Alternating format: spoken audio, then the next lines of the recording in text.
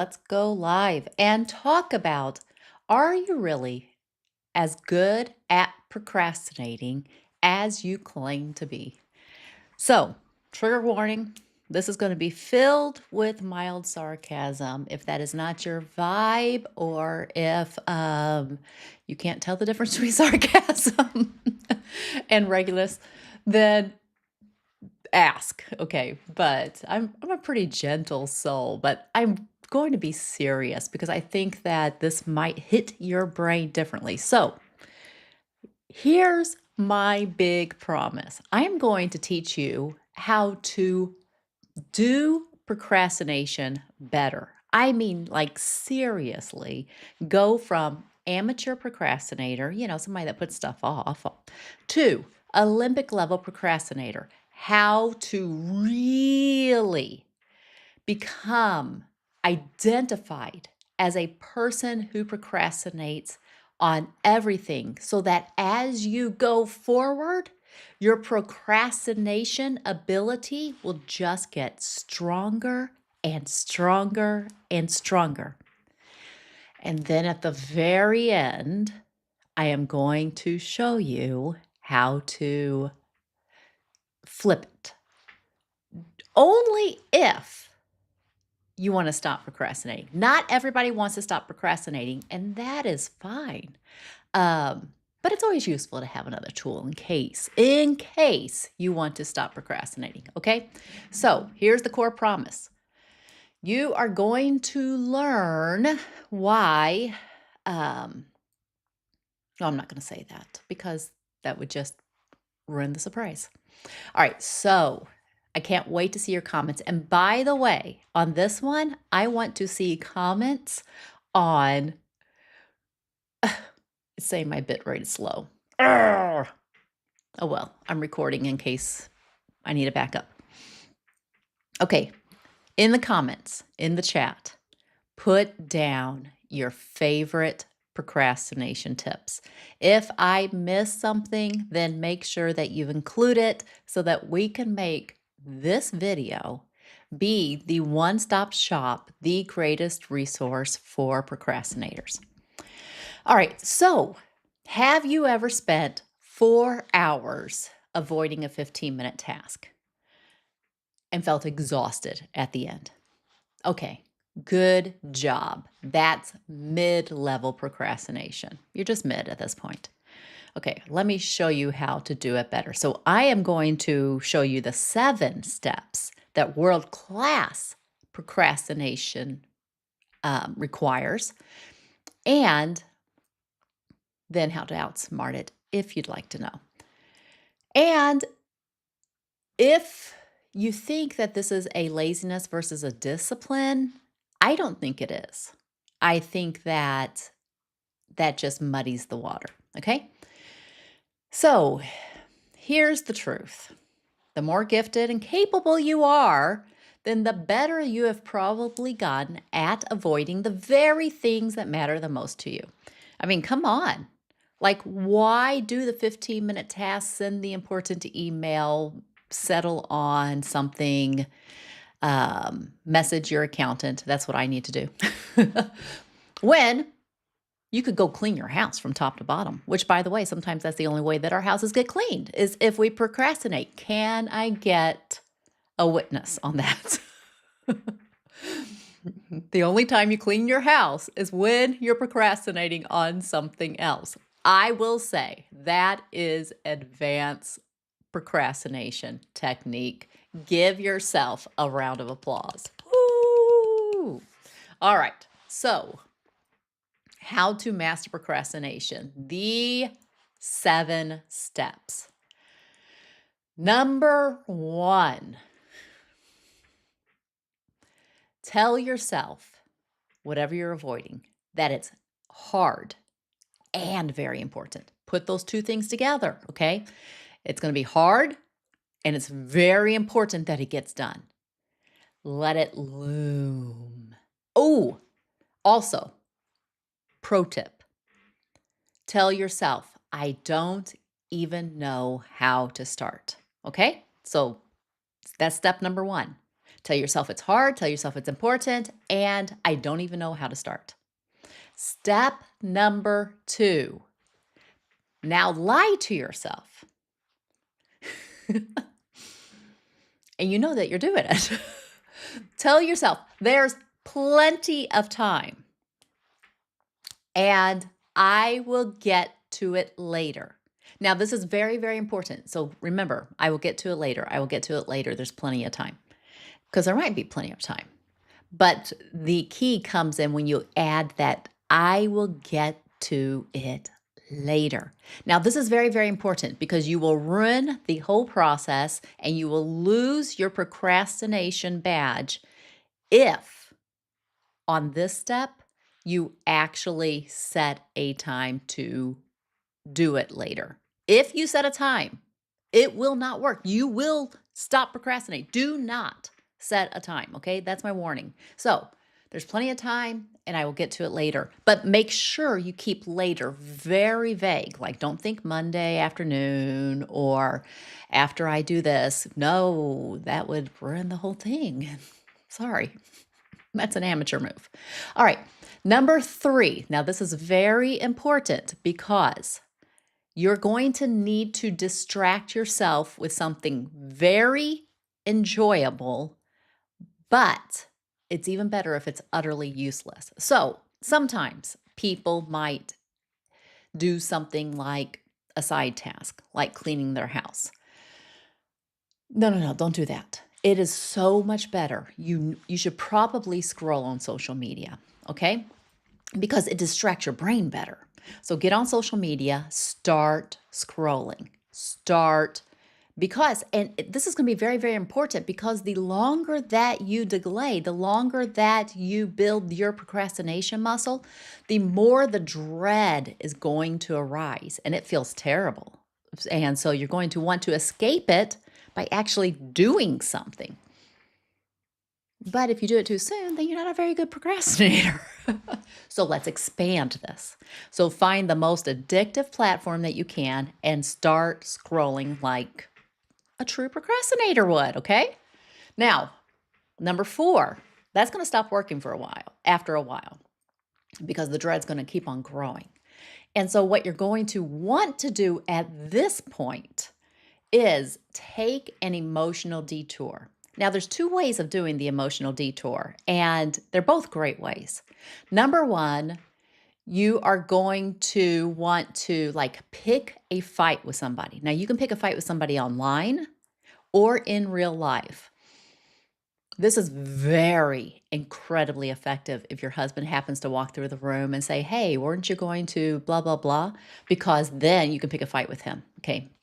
Increase the drama. So the drama overcomes the dread, okay? But you can do this online if you don't have anybody in the house to pick a fight with. So you can, jump on some controversial thing and get really into it, read all the comments, comment on everything, really make your voice heard because it's so important. If it's about politics, it's even better, okay? So this is very important to increase the drama so that you can avoid the dread that is trying to get you back on task. The professional procrastinators can do this not for hours, but for days. That is your goal, okay? But eventually, step number 5 is going to come here, and that's when you do the task because there is a deadline. And so what might have been a 7-hour task, you do it in 15 minutes and it's 10 minutes late, but it's done. So you have to do it in a very, very dramatic, fast, non-thinking, no more waffling on decisions, just get it done, just get it out there. Make sure, oh my goodness, I forgot to go back. On the Take an Emotional Detour, I forgot to tell you the second way. So it's either pick a fight with somebody on the outside or spiral shame on the inside. Sheesh, ruined it. Ruined the whole thing. So let's back up. Step number 4, take an emotional detour. There's 2 ways of doing this. Number 1, pick a fight with somebody else. This can be in real life or this can be online. So this is how it happens in real life. Somebody walks through, maybe it's your husband, the house, and says, "Hey, weren't you going to do such and such?"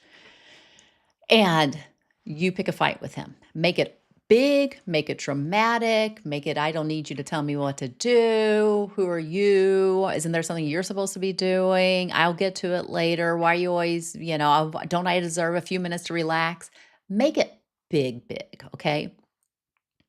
Because you need the extra drama to overcome the growing dread. Or you can pick a fight online.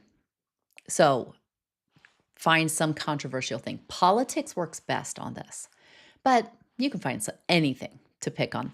Go through the comments, start arguing, make sure you share your opinion, make sure your voice is heard, make sure you find somebody that is completely wrong and straighten them out, okay? The more the drama, the longer you can delay the dread. Now, professionals can delay not just a day, but stretch this step out for days. So that's your goal. That's when you'll know you're professional. But if that doesn't work, there's another option, and this is even more elite. And that is this. Instead of or after you pick a fight online or with somebody in your home, spiral. Go into the shame spiral. Tell yourself, "I can't believe I did that. Oh my gosh, I'm a terrible person. I always procrastinate and I always do this." And I mean, like really, really lay on the guilt, lay on the self-loathing. Now, I don't know how long you can, like the upper limit of staying in this is. I just know that the more that you practice this, the longer you can make it last, okay? But this is the step that wires your brain to say, "I'm lazy, I have no discipline, and I am a procrastinator." This is how you take on the mindset of being a real procrastinator. Without the identity of a procrastinator, you're just an amateur. Okay, that's amateur hour. You've got to take on the identity. You've got to live in it. All right. So step number 4 is very, very important. That is where you gain all of your time, where you get all of your practice, all of your muscle building. Because eventually step 5 is going to come, and that's when the dread comes so long, so hard, and the deadline is so high, and you just do the thing, so your brain just kind of forces you to do it, get it over with. You don't even remember doing it. You rush through it. You're not proud of it, but that's not the point. The point is that you've procrastinated. Congratulations. Now, step number 6 is going to come, and you're going to realize that something you procrastinated on for maybe 15 hours only took 15 minutes. And you're going to be tempted at this point to think, maybe I should just do the task next time when I say I will. Resist that urge, okay? That will break you out of becoming a master procrastinator. Avoid that and go to step number 7, which is to rinse and repeat tomorrow. Okay? All right. So those are the 7 steps to becoming a master procrastinator. And I promised. So which step was your favorite? I'd love to hear in the comments. Which one do you lean into most strongly? Make sure, by the way, pro tip, make it a part of your identity. I am a procrastinator, not I procrastinated, because that's just a temporary thing. You need the full label to get better at it, okay? All right. If you throw a few words in there like I'm lazy and stupid and undisciplined, and I've always been this way. And if you notice that, your parents have always been this way, and you've got siblings that have been this way, and all that, if you really, really dig, you can find evidence that will help you get there faster. Okay. But I promised that I would reveal how to not procrastinate if you ever decide that you're tired of thinking of yourself as a procrastinator. All right, so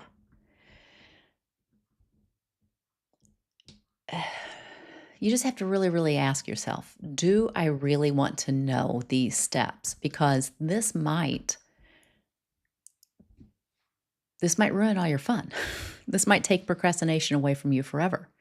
Do I really want to stop procrastinating? I mean, because you've got to understand, procrastinating gives you so much to your life. If life is boring, it adds drama.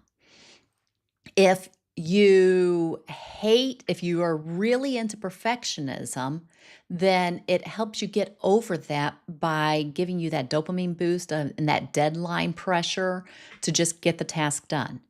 Without procrastination, you might have to settle for being less perfectionistic.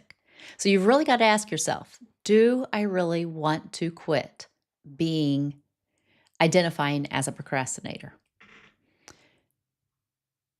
If you don't, turn off the video. If you do, keep going. Okay? Okay, step number one.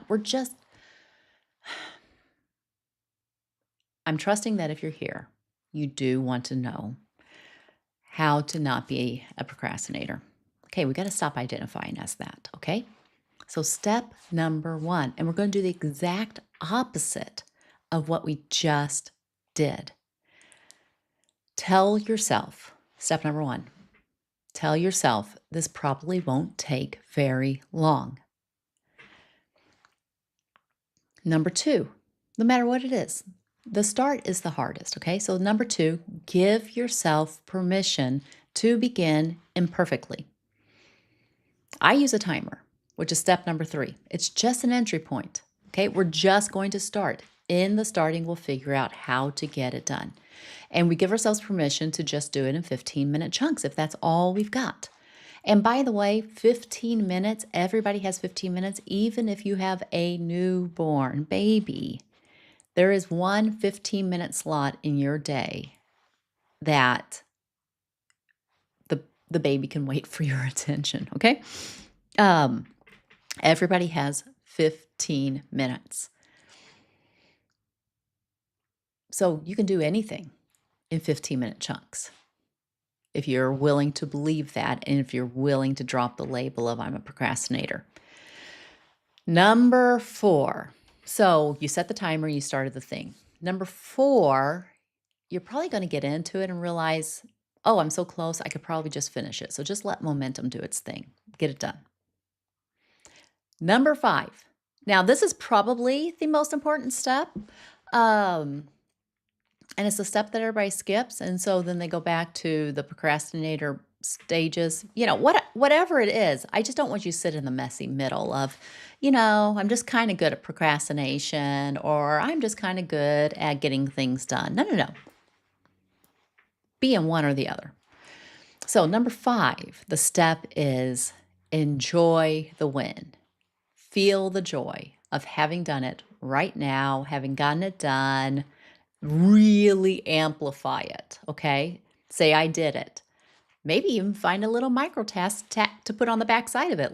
Since I got that done, I might as well do this too, okay? That will double the feeling of winning. But it's a big celebration here. And then step number six, don't believe it's a fluke. Just repeat it. Just do it again tomorrow. Find one thing, set a timer of 15 minutes, and just get started. See how far you go. Do it in tiny little pieces. Number seven, congratulations. You're learning how to rewire your brain. I'm a person who gets things done. Instead of thinking, I am a procrastinator. I'm a person who gets things done. All right. There it is. Those are the 7 steps. They're boring.